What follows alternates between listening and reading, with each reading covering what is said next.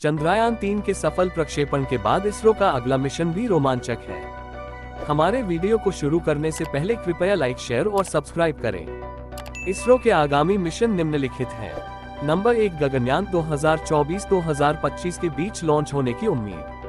गगनयान परियोजना में 3 दिनों के मिशन के लिए 3 सदस्यों के दल को 400 किलोमीटर की कक्षा में लॉन्च करके और भारतीय समुद्री जल में उतरकर उन्हें सुरक्षित रूप से पृथ्वी पर वापस लाकर मानव अंतरिक्ष उड़ान क्षमता का प्रदर्शन करने की परिकल्पना की गई है।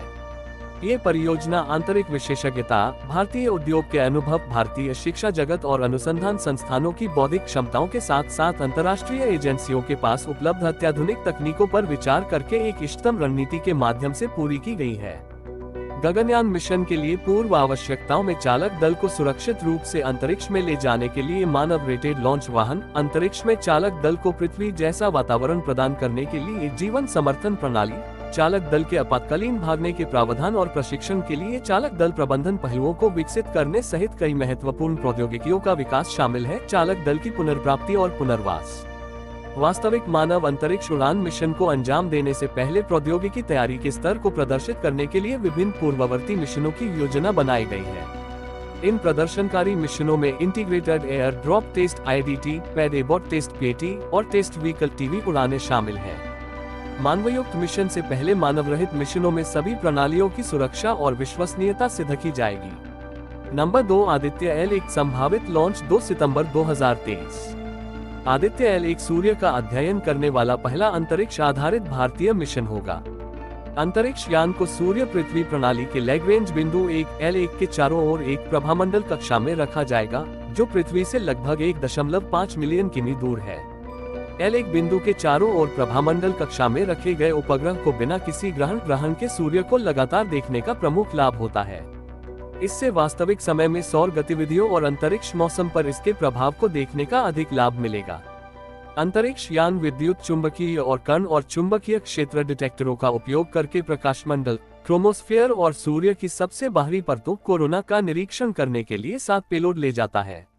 विशेष सुविधाजनक बिंदु L1 का उपयोग करते हुए 4 पेलोड सीधे सूर्य को देखते हैं और शेष 3 पेलोड लैग्रेंज बिंदु L1 पर कणों और क्षेत्रों का इन सीटू अध्ययन करते हैं। इस प्रकार अंतर्ग्रहीय माध्यम में सौर गतिशीलता के प्रसार प्रभाव का महत्वपूर्ण वैज्ञानिक अध्ययन प्रदान करते हैं।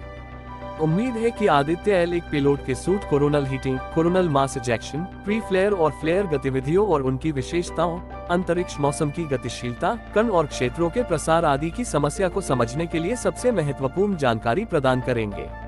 अगर आपको अब तक हमारा वीडियो पसंद आया हो तो कृपया लाइक करें, शेयर करें और हमारे चैनल को सब्सक्राइब करें। नंबर 3, निसार संभावित लॉन्च जनवरी 2024।